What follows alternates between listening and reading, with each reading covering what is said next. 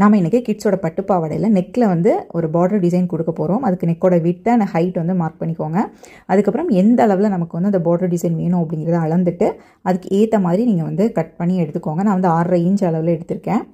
அதை வந்து தேவைப்படுற அளவு உங்களுக்கு எந்த அளவு விட்டில் வேணுமோ அந்த அளவுக்கு பார்டர் வந்து கட் பண்ணி எடுத்துகிட்டு அது எல்லாத்தையுமே நம்ம இந்த மாதிரி ஜாயின் பண்ணி எடுத்துக்கலாம்.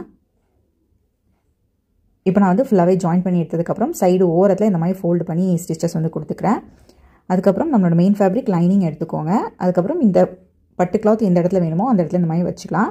இப்போ நம்ம வந்து ஃபஸ்ட்டு நெக்கோட அளவு வந்து நம்ம மார்க் பண்ணி எடுத்துக்கணும். அப்போ தான் நம்ம வந்து ஸ்டிச் பண்ணுறதுக்கு நமக்கு வந்து கரெக்டாக வரும். நெக்கோட விட்டு வந்து பார்த்திங்கன்னா நான் வந்து 1.25 இன்ச் எடுத்திருக்கேன்.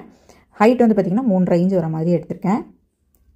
நம்ம வந்து பானெக் டிசைன் அப்படிங்கிறதுனால கீழே வந்து பார்த்திங்கன்னா ஒரு 1/2 இன்ச் இல்லைனா ஒரு 1/4 இன்ச் அளவுக்கு மார்க் பண்ணிட்டு இந்த மாதிரி ஸ்லைடிங்காக மார்க் பண்ணி எடுத்துக்கோங்க. அப்போ தான் குழந்தைங்களுக்கு போடும்போது கரெக்டாக இருக்கும்.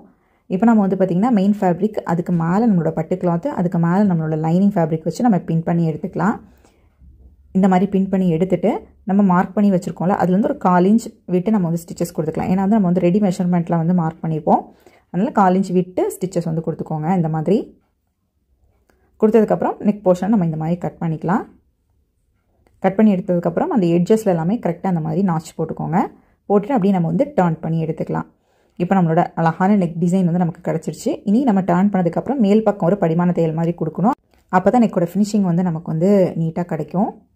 இந்த மாதிரி மேல் பக்கம் ஒரு ஸ்டிச்சஸ் கொடுத்துக்கலாம். அதுக்கப்புறம் வெளிப்பக்கம் வந்து ஸ்டிச்சஸ் கொடுக்கணும். அதுக்கு முன்னாடி கீழ் பக்கம் உங்களுக்கு என்ன அளவில் வேணும் அப்படிங்கிறத பார்த்துக்கோங்க. பார்த்துட்டு அதுக்கு ஏற்றால நீங்கள் வந்து ஃபோல்டு பண்ணிக்கோங்க. ஃபோல்டு பண்ணிவிட்டு இனி நம்ம வந்து வெளிப்பக்கம் நம்ம வந்து ஸ்டிச்சஸ் வந்து கொடுத்து எடுத்துக்கலாம்.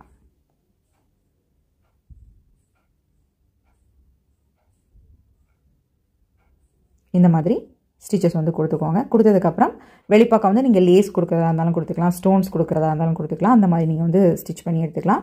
நான் வந்து லேஸ் கொடுக்குறேன். கொடுத்துட்டு அப்படியே வந்து அந்த கார்னரில் வரும்போது கரெக்டாக ஃபோல்டு பண்ணி நம்ம ஸ்டிச்சஸ் கொடுத்துக்கணும். இந்த மாதிரி ஃபுல்லாக ஸ்டிச் பண்ணி எடுத்துக்கலாம். இவ்வளோ தான் நம்ம நெக் டிசைன் வந்து ஃபினிஷ் பண்ணிட்டோம். நான் வந்து பானெக் டிசைனில் கொடுத்துருக்கேன். இதே மெத்தட் யூஸ் பண்ணி நீங்கள் வேறு டிஃப்ரெண்ட் நெக்கு கூட நீங்கள் வந்து ட்ரை பண்ணிக்கலாம். ரொம்பவே அழகாக இருக்கும். ட்ரை பண்ணி பாருங்கள். தேங்க்யூ.